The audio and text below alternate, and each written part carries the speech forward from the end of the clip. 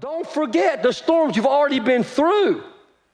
And more importantly, do not forget who is in your boat. I tell you what you should be afraid of. Instead of going, oh no, what's going to happen with the world? What's going to happen with Iran and the United States and Israel? Oh, what's going to happen? Instead of wringing your hands and trembling at the fear of the unknown of that situation, you should be trembling where the disciples should have been trembling all along, and that is, who is this guy? Who is this guy, Jesus, that when he speaks, the wind stops and the waves are silent?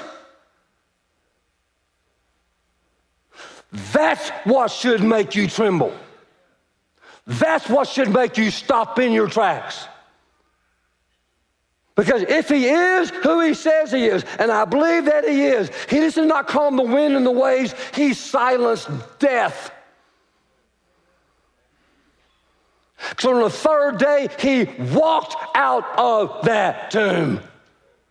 And so when he was on the edge of that lake, and he tells his disciples, get in that boat, we're going the other side, he knew what was about to happen. He knew there was going to be a storm, just like he knows everything going on in your life. He knows what you're going to face tomorrow. He knows the storms that are coming up that you cannot even see. And yet he told the disciples of getting this go anyway. Why? Next little lesson here in your notes. Because it's only in the storm I can learn who the waves obey. It's only when you're in the middle of it you discover who Jesus is and get confident what he can do. That's why Jesus is sleeping. He's confident. He is confident we are going to get to the other side. He stands up and he says, quiet waves, you have no authority over me. And somebody needs to hear this. And neither does your depression, neither is your divorce, neither is your addiction, neither does whatever the trouble, the sickness, neither does cancer, neither does Alzheimer's, neither does dementia, none of it. Zero has authority over this man named Jesus. Do you really know who he is?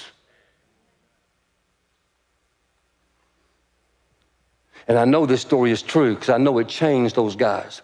It didn't change the circumstances. It changed what was going on inside of them, because years later, many years later, we find this over in Acts chapter 4, when Peter and John find themselves in another storm, and they're standing before the very same religious leaders who arrested Jesus wrongfully, who beat him up and tortured and put him on the cross, and they're standing before those very same guys. Those very same guys. You talk about a storm, and they say, you know what, Lord, the cross is coming for us. We're ready.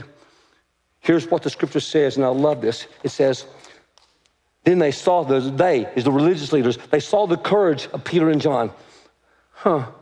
Courage. And realized that they were unschooled, ordinary men. And these folks were astonished, and they took note. What they take note of, that these men had been with who? Jesus. Through storm after storm after storm after storm after storm after storm, and through that, it changed them. It gave them courage in the face of another daunting challenge, even the possibility of their death. And they stood there with confidence in the midst of it, because they knew who Jesus was. And they knew he was in their boat. And I will tell you, the biggest thing about your life you need to get out of this whole thing is not about the power of Jesus, though he has immense power, but about the presence of Jesus. Because just being in the presence of Jesus, it can change what's going on in here. So the last lesson, I would say, that the storm can lose all of its power over me when Jesus steps in to my boat.